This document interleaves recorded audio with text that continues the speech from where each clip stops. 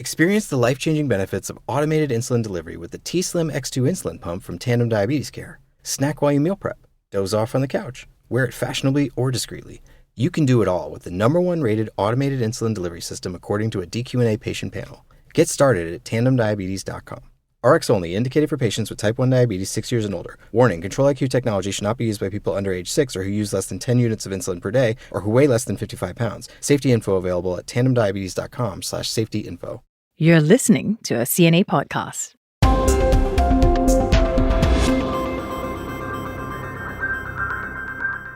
Hello and welcome to CNA Correspondent. I'm Steve Lai.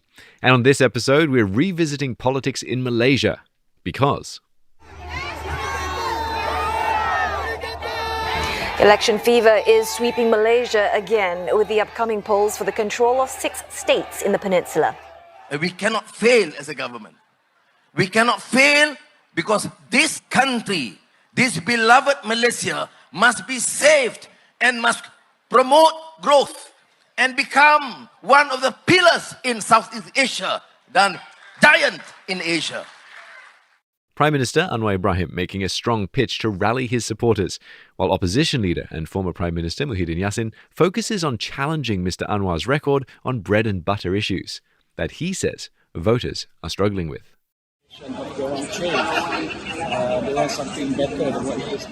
Former Malaysian Premier Muhyiddin Yassin speaking to the media in a noisy location, maintaining voters are struggling amid the rising cost of living and arguing they haven't seen results from Prime Minister Anwar. So the verbal sparring and campaign rallies are well underway, as candidates are out and about to try and convince 9.7 million eligible voters that they are worthy of one of the 245 state assembly seats up for grabs. And although these 6 state elections have no direct impact on the federal government, they come just 9 months after the country's last general election and are widely seen as a referendum on Prime Minister Anwar Ibrahim and his unity government. Our Malaysia team has been hard at work as always to keep you up to date with all the twists and turns, and they've been bolstered by reinforcements from our headquarters here in Singapore as we edge closer to Election Day on the 12th of August. So I'm incredibly grateful that our correspondents, Melissa Goh and Afifah Ariffin, have made some time to talk to me today. Mel and Afifah, welcome. You guys must be busy. Hi, Steve. Well, we're right in the midst of the election, so we're very, very busy at this point. Yeah, I'm traveling. I'm in the road. Yeah, we can see that. You're in a car as we speak. Can't tell that on the podcast, perhaps, but I can assure our listeners that, Mel is parked up somewhere safe and secure to talk to us today. Set the scene for us then first, Mel, if you could. Why are these state elections different from usual? Well, in the past, right, these state elections, they were held at the same time or concurrently with the national polls. So voters, when they go to a polling center, they will receive 2 ballots, one to choose their MPs, another to choose their state assemblyman. Now, except for the 3 Ps, Perak, Perlis, Pahang states, they had their polls together.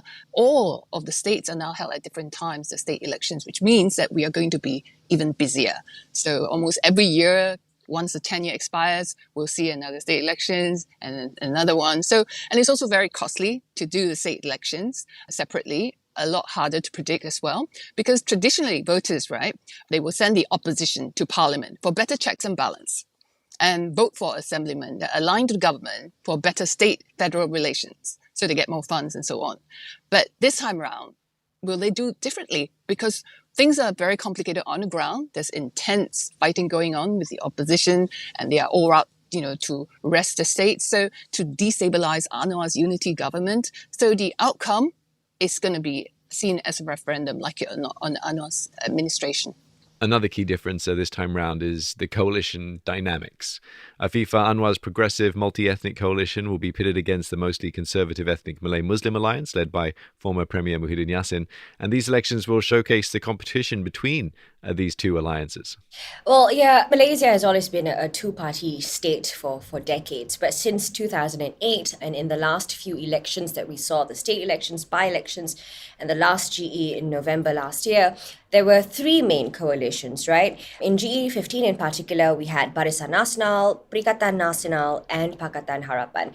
But this time round, it's just 2 sides once again. The Unity Government Alliance, or the UG, comprising BN and PH against PN. And for the UG, of course, they've had to settle a lot of the internal differences among their various parties and coalitions to really optimize on their seat allocations.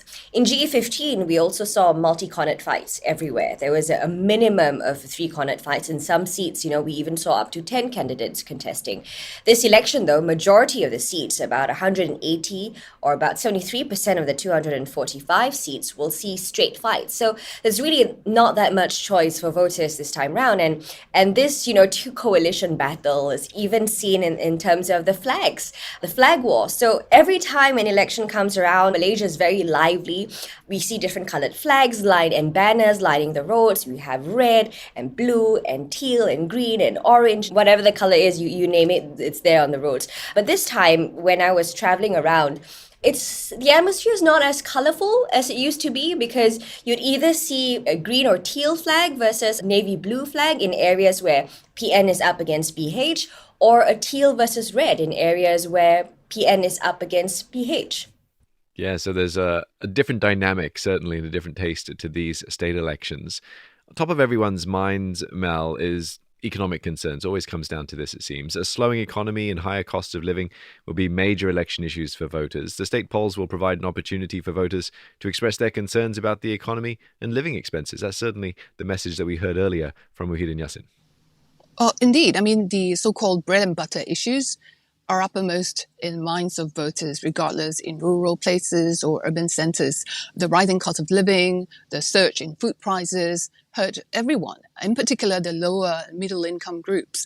Now, the urban poor, many are complaining prices didn't come down despite the promises by Prime Minister Anwar. Some were really disappointed, and that's why areas with huge concentration of urban Malay, some places I visited, they are the target, the battleground, because opposition Perikatan Nasional is trying very hard to ride on this wave of public discontent to win over the fence-sitters. And it's also not true that Prime Minister Anwar isn't doing anything, because he has unveiled the Madani economic blueprint days before nomination to put the country on an economic stronger footing, and also talking about new engine of growth, the renewable energy transition roadmap and so on, digitalization, automation.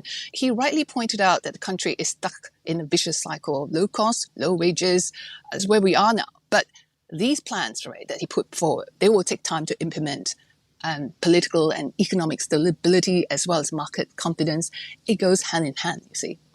Yeah, and will he get the time? I guess that is the question. Afifah, we've often seen in Malaysia that these elections are often a battle for Malay votes, as both sides recognize the importance of securing the support of the predominant Malay community. In fact, the stability of any government in Malaysia relies on the support of the Malay electorate. Yeah, it has been the perennial question that frames every election in Malaysia. Who will win the support of the Malays, who make up more than two-thirds of the total electorate? So something like Mel said earlier, those are the battleground seats. Both sides will be really trying and going all out in the Malay majority areas to win in those seats. In this election, we're looking at states like Kelantan, Kedah, Terengganu, which have more than 80 to 90% Malay population. So to win there, there's really only one community of votes that you need to really fight for. In the more urban states like Selangor, Penang, mixed seats are usually the vote banks for the opposition, Pakatan Harapan back then. But there still is a number of Malay majority seats like on mainland Penang or on the fringes of Selangor. So these seats, based on the previous GE, voters would pick a Malay-based party, and that has traditionally been UMNO or BN. But now those areas have moved to PN, as we saw in GE15. This time round, it is up to BN as part of that UG alliance to win the Malay votes in those areas and keep Selangor and Penang, for example, as true PH strongholds. All right, Mel and Afifah, you've set the scene perfectly for us. Still ahead here on CNA Correspondent, we'll get the state of play state by state with Mel and Afifah, and I'll ask them how vulnerable Anwar Ibrahim's unity government is if they don't do well at the polls.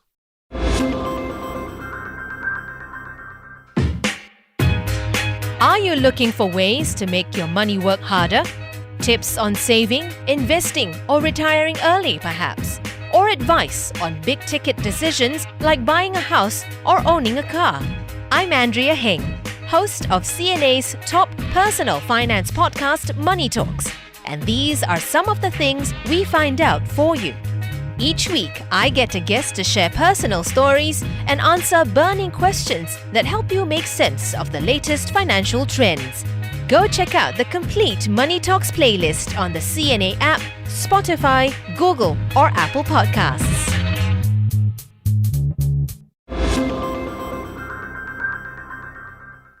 Welcome back. Here with me, Steve Lai, and Mel and Afifah are with me as well. Now let's go state by state, and we'll start with Selangor, the most populous state in Malaysia. Its diverse population of Malays, Chinese and Indians make the state microcosm of Malaysia, if you like. Of more than 3.7 million eligible voters, many are from urban areas. Mel, is it fair to say that they are likely to be more politically engaged and informed than rural voters, perhaps? And will this benefit the ruling government? Yes and no. Because while rapid urbanization definitely has improved people's livelihood, and city folks are more in tune with government policies in a way compared to the rural folks, and they're harder to be swayed by the racial or religious rhetorics, presumably. But urbanization also has its own problems. As cities have become more congested and squeezed, some seats I visited, like in Taman Medan and Hulu Klang and so on, they have huge concentration of urban poor now. Mostly Malays, and that's where the economic pains are most acutely felt by them, and they complain about Prime Minister Anwar's government not doing much over the past 8 months to help them. Prices continue to soar, and Pakatan Harapan government, will have to tackle that quickly or risk losing the Malay ground further. Now, the opposition, led by former Chief Minister Azmin Ali, is dangling carrots every day, promising no parking fees, free water, free parking to voters. So right now, it's an all-out war out there, and the fence-sitters are what that counts. And if we just stay with you, Mel, for a moment and speak about Negri Sembilan, it's one of the smallest among the 6 states in terms of population. The electorate there is just over 860,000. It's the only state in the peninsula where the Muhyiddin-led coalition, Perikatan Nasional, had failed to make inroads during the general election in November. Is this an indication that it might be an easy win for the Anwar-led coalition on August 12th? Again, it's yes and no, because nobody really knows. Nobody really knows for sure, because it's the first time, as Afifah pointed out, that UMNO-led Barisan Nasional and DAP and PKR from Pakatan Harapan, they are working together on the ground to convince their base to support each other's candidates. Is there going to be sabotage? Well, some observers are saying that can't be ruled out, because DAP and UMNO, they've been sworn enemies, arch rivals for decades, and voters, some are still confused with this union, with this electoral pact. So there is no baseline data to work on, like PH strategist Rafizi Ramli was saying that day. We don't know exactly how this vote transferability is going to go, which side will gain more ultimately. So the consensus right now is PN, probably will gain a foothold or toehold in the Negri Sembilan, and UMNO may lose some seats. Okay, we'll talk a bit more about the unity government in Anwar a bit later on. And let's move over to Kelantan, the northeastern state. It has a population of about 2 million, of which more than 95% are Malay Muslims. The state has been a stronghold of Islamic Party PAS for most of Malaysia's post-independence history. Afifah, is it unlikely that the Anwar coalition will make any significant gains here? Mel was just saying yes and no, it's uncertain, but that's not the case in Kelantan. It will be very, very, very hard for that unity government alliance to make any sort of inroads into Kelantan, because that northeastern state is such a strong PAS area. Kelantan in itself is very unique. It has, like you said, a population of more than 95% Muslims. The state is known as the veranda of Mecca. It's celebrated for its Islamic learning and scholars. So the population there, of course, is very, very conservative. And the people there want a sort of Islamic state. It's not to say that, they're not tolerant of other races and religions. I mean, they are. The largest sitting Buddha in Southeast Asia is in Kelantan. But when I spoke to people in Kelantan, they tell me that they expect their leaders to be first and foremost Muslim, and secondly, someone who embodies Islamic values. So that's their priority. And because of that, they're rejecting any party that's seen to be more secular. So they've disregarded the fact that, PAS, having led the the state for decades now, and even then there's not much material development in the state. They don't care because they don't want the unity government that's seen as more secular with a multi-ethnic composition. So it's very hard for Kelantanese to choose anyone else over PAS. Okay, so that one seems to be locked up then. Terengganu is a state on the east coast of Peninsular Malaysia with an electorate of about 930,000. The state also has a majority Muslim population, and Islamic Party PAS has ruled the state since 2018. I suppose it's going to go the same way as Kelantan. Well, likely, because for decades, the battle in Terengganu itself has always been between Islamic Party PAS and UMNO. In fact, the Pakatan Harapan coalition, it can be said that they're virtually non-existent in those two East Coast states. It's very, very dominated by PAS and UMNO.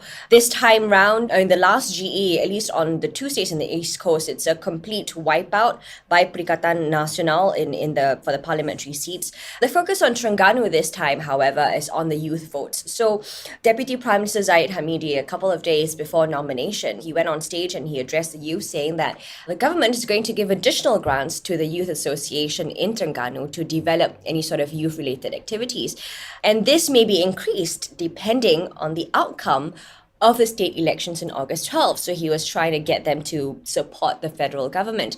Of course, some people have slammed this as vote buying. Corruption Bureau has said there's no element of corruption, but this hasn't stopped the opposition parties from criticizing the move and bringing this topic up at rallies. But whether the youths will actually buy into what the federal government is promising is another thing altogether, because we know that it's been very difficult to predict the voting patterns of the young people. And this upcoming state elections, it's very hard to gauge their support because it's inconsistent and not bound to a single political party. So we'll have to see what plays out in Terengganu.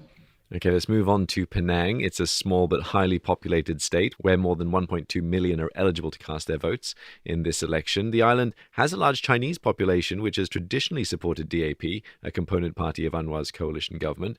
However, Penang's mainland comprises of a significant number of Malay majority seats, where the Muhyiddin-led coalition gained some traction last year, Mel. So what can we expect here?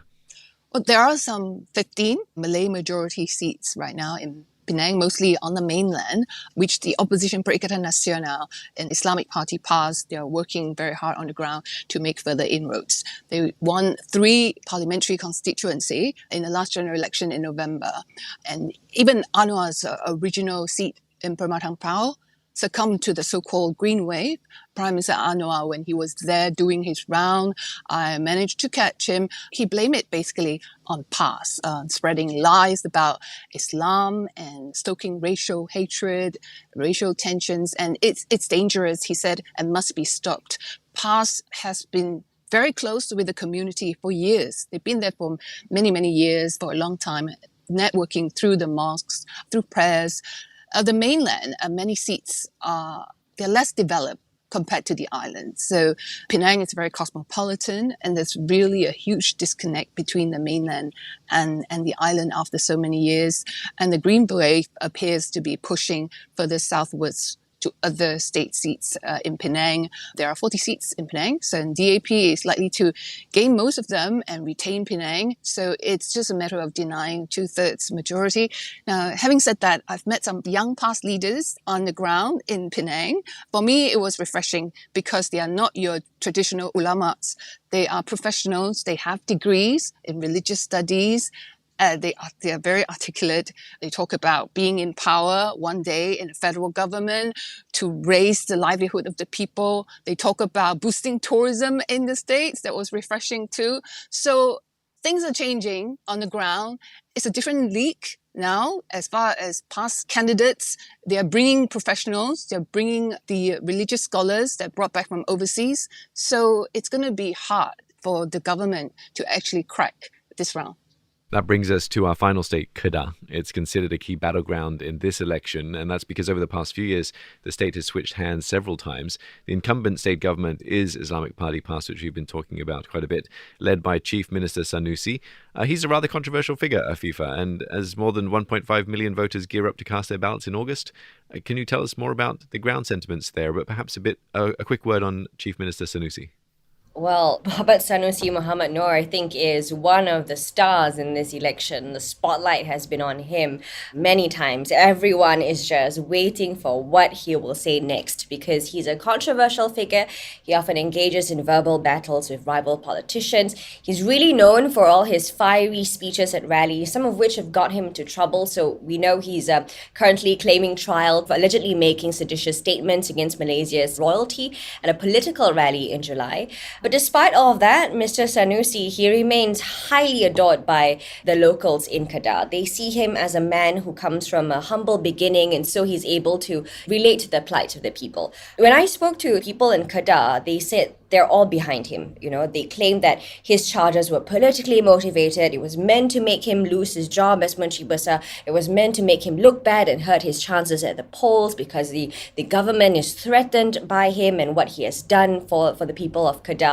Sanusi is completely unfazed by this. In fact, he loves the attention. When I was covering him in court, just as, the judge had said, okay, decided the dates of the trial, he was discussing with some of his people what he would do the moment he steps out of the courtroom and addresses the media. So he has this pose where he raises up his right hand, and it's mocking Prime Minister Anwar's pose when he was arrested back in 1998. And so that's what he did, and the media loves it. We were all really fascinated by his personality. Not just that, even on nomination day, when he came into the nomination center, the BNPH crowd, they were booing him. They were shouting things at him. They were calling him stupid. Completely unfazed, he just walks up to them, raises up his hand and poses for the camera, and then provokes them even more by going up to the supporters and shaking hands with BN supporters as well. So he is a character of his own, and he's been labeled as the poster boy for PN, and he's leading the charge in Kedah. It's hard for PH and BN to make any inroads in Kedah as well. It's also seen as another Perikatan stronghold. It is a state that's seen as a gateway for power expansion for Perikatan into the West Coast. PM Anwar has been making numerous trips to Kedah before the elections to hand out more allocation, but reception at his events have been sort of lukewarm, so it remains to be seen if the people there can be swayed. But having said all that, Kedah is also a place where political tides can shift. So even though PN performed remarkably last November, they still have to work just as hard to keep their support base and stop people from possibly swaying to the other side. Well, it certainly sounds like the Chief Minister Sanusi knows how to play this game of politics. Quite the star in up and coming. Where do you think this election will be won and lost? This question to both of you, really. Mel, you want to go first? I think the consensus right now among political observers and also some of the sources within both sides, both camps, are saying that it's still a status quo, i.e. Pakatan Harapan retains Penang, Selangor and Negeri Sembilan, although the opposition, Perikatan Nasional, may win some seats, make further inroads, but it's not going to be enough to take Selangor, for example, the crown jewel. But there's a significant, usually, judging from previous elections, the swing usually comes right at the end. So if there's a significant swing that comes towards the end in the final week that convince fence sitters to switch support for either side, anything can happen. So really, we'll just have to keep a lookout for surprises, especially viral videos on social media posting, so on. All these is going to happen, but probably closer towards polling day. Afifah, your thoughts? I could see you nodding along and smiling to a lot of what Mel was saying. Yeah, I agree exactly with what Mel said. Things will ramp up towards the end, and that in the final days is when it really matters. And both sides will really be going all out to convince fence sitters. But again, like what Mel said, I think a lot of people are also saying that things will be status quo. So 3 states for PN, 3 states for the unity government. So is that a good outcome for Anwar Ibrahim then? It seems like going into this election, given how strong the opposition have on the states that they have control over, it seems almost like he has everything to lose but nothing to gain. Oh, well, it depends who you talk to. After all, it's only been 8 months, his unity government. It's not a long time. And it's also too soon to show any significant result. Unfortunately, Mr. Anwar, he has to face the electoral tests.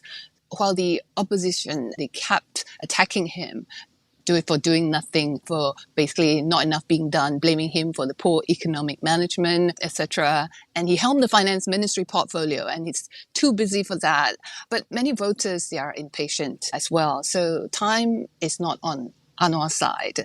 But he really needs to show tangible results to restore confidence. GE16 is just 3-4 years away, and to strengthen the ringgit and make sure the economy continues to grow and realize the investments that he promised, and while keeping his unity government together. A lot is depending on global trend, and it's not within its powers, but right now opposition is blaming him for everything.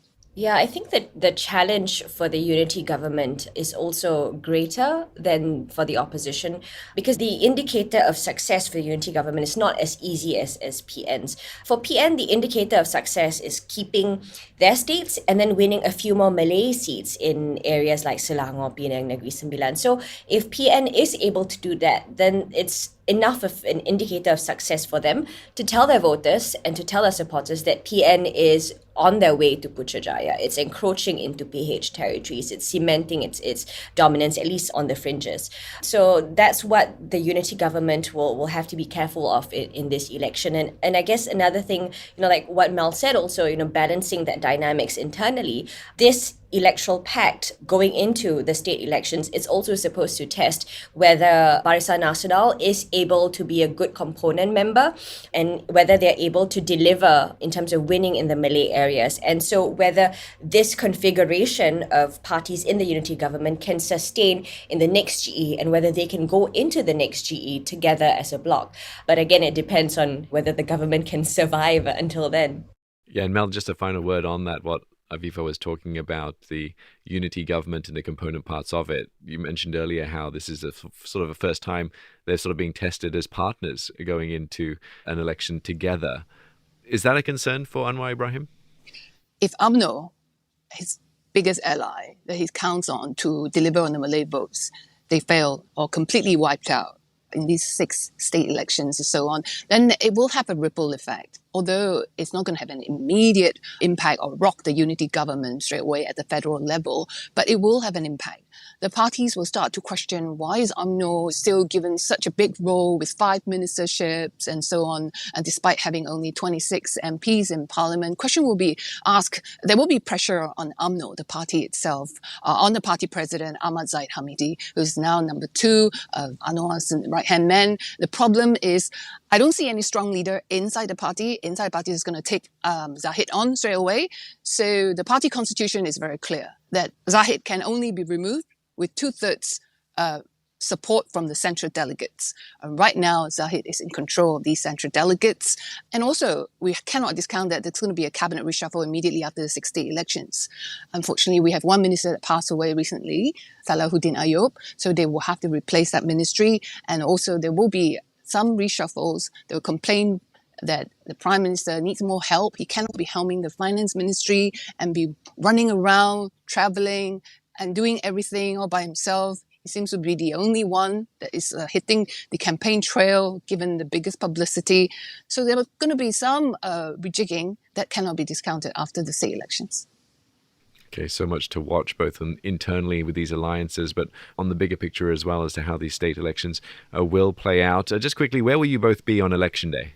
We're likely to be both in Selangor, and Mel will be following the unity government side, and I will be following Perikatan Nasional side. All right, well, we look forward to both of your coverage throughout the build-up towards these elections and for election day itself. Don't forget, we have White Kid. Oh yes, White Kid as well. How can we forget White Kid? And he's going to be roving where the action, if there's any he will be up north. Actions on the ground, he will be right in the midst of it. Yes, part of our team that's been sent up from Singapore to help with the coverage of the elections. Thank you both so much, Mel and Afifah. It's been great to have you on, and all the best for the days and nights of election coverage ahead. Thanks, Steve. Okay, you too. Bye, Steve. I always learn so much listening to Mel and Afifah, and I hope you have too. My main takeaways for the upcoming polls are that the states with large urban populations, such as Selangor and Penang, may be more likely to support Anwar's progressive multi-ethnic coalition, while states with large rural populations, such as Kelantan and Terengganu, may be more likely to support Muhyiddin's Conservative Muslim Alliance. The outcome of the state elections will depend on a variety of factors, including voter turnout, campaign strategies, and the ability to each alliance to mobilize its supporters. And as is often the case in Malaysia, who can lay claim to the Malay vote? The TV version, CNA Correspondent, airs on CNA every Wednesday at 9:30 p.m. You can also catch up with it wherever and whenever you like on cna.asia. Do like and subscribe to this podcast version that takes you behind the scenes with our correspondents. You can find us on Spotify, Apple, and Google Podcasts, so you never miss an episode. Thank you for listening. Our podcast team is made up of Sai Win, Crispina Robert, Clara Ong, and me, Steve Lai.